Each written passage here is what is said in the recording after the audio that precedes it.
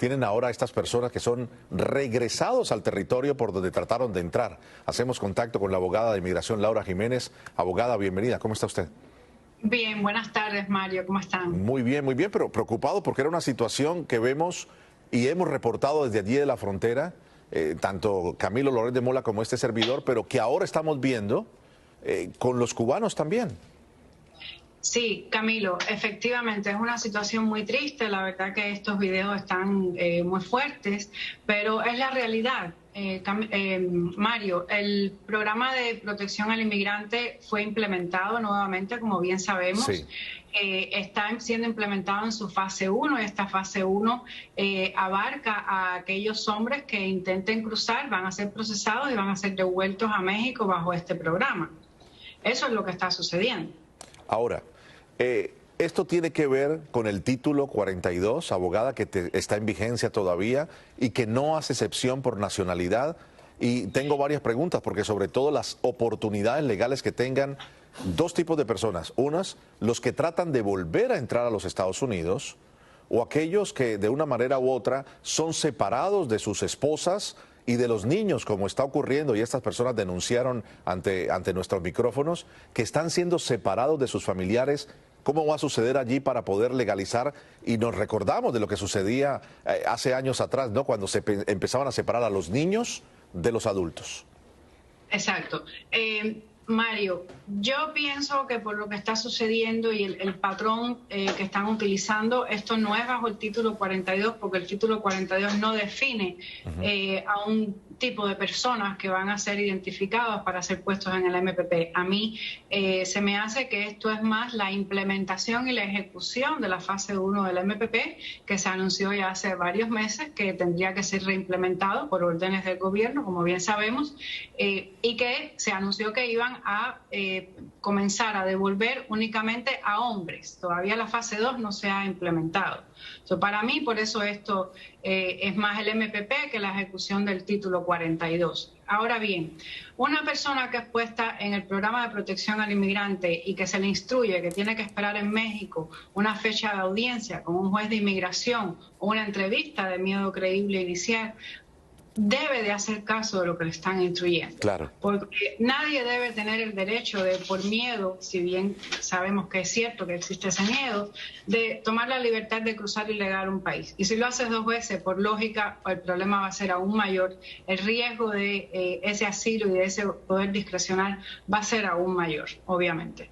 Tremendo. Abogada, hay muchísimas personas que nos están escuchando. Incluso este hombre, Eddie Moreno, que denunció al mundo y se hizo viral precisamente por este video que se pudo grabar, muchos de ellos tienen teléfonos celulares y comunicación con sus familiares. ¿Qué es el mensaje que usted le da a los familiares que le están escuchando para que hablen con esas personas, para que eviten cometer un error? Permítame, le termino la pregunta, que eviten cometer un error que les pueda traer mayores problemas al tratar de legalizar su estatus dentro del territorio norteamericano? Así es, Mario, que contacten un abogado para que un abogado los pueda orientar cómo proceder, cómo en caso de que quizás exista una ventana para solicitar una entrevista de miedo creíble, quizás se les pueda preparar para entonces cuando comparezcan a su primera fecha de corte puedan expresar ese miedo no solo de regresar a su país de origen, sino de permanecer en México bajo tanta violencia. Y lo otro es, Mario, que las personas que cruzan ilegal y no son procesadas por un oficial fronterizo no tienen un récord de entrada. Las posibilidades que van a tener de legalizar su estatus van a ser muy difíciles y muy distantes, y cada caso, como bien sabemos, es diferente. Mi consejo es que primero que todo busquen la asesoría correcta. Esto es muy interesante y si me lo permiten quiero tomar unos segunditos más, porque ahora entonces el trompo ha dado la vuelta. Pareciera ser de los que están tratando de entrar ilegalmente a través del agua del estrecho de la Florida, la están haciendo mejor, porque hemos hablado en varios programas, múltiples programas con usted, que muchos entran a través de la frontera, o sea, a través de las costas, se quedan en la oscuridad por un año y un día y entonces pueden empezar su proceso de legalizar. Al entrar por la frontera, primero es muy complicado contactar a un abogado estando en México, y segundo, son personas que ya han pagado incluso entre 15 y 20 mil dólares para tratar de llegar a la frontera y ahora empezar de cero. Ok, primero que todo, aquella persona que entra por mar y no es procesada por un oficial de CBP, lo único que puede hacer es un caso de asilo. No puede hacer absolutamente ningún otro trámite con inmigración. Tiene que luchar un caso de asilo afirmativo y probablemente después sea puesto en un proceso de deportación. Segundo, en mi opinión, la mayoría de las personas que están cruzando fronteras, sobre todo los cubanos, tienen un familiar en Estados Unidos, en su gran mayoría. Y si no tienen un familiar, tienen una amistad cercana.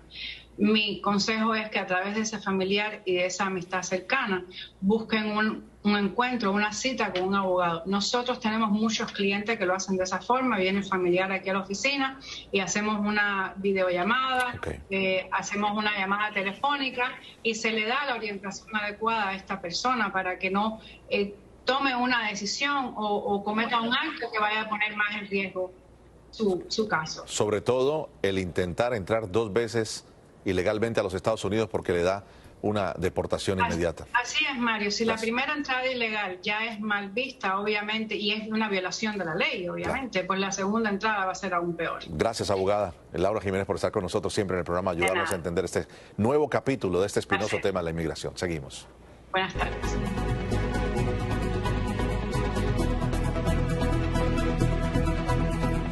Vamos a la otra batalla que además será bandera política hasta el mes de noviembre. La próxima batalla sobre el acceso al aborto se va a centrar ahora en las píldoras. Defensores al derecho al aborto han señalado que activistas y políticos antiabortistas intentarán detener el uso de las píldoras abortivas, la del día después. Más de la mitad de los abortos en los Estados Unidos se realizan con píldoras.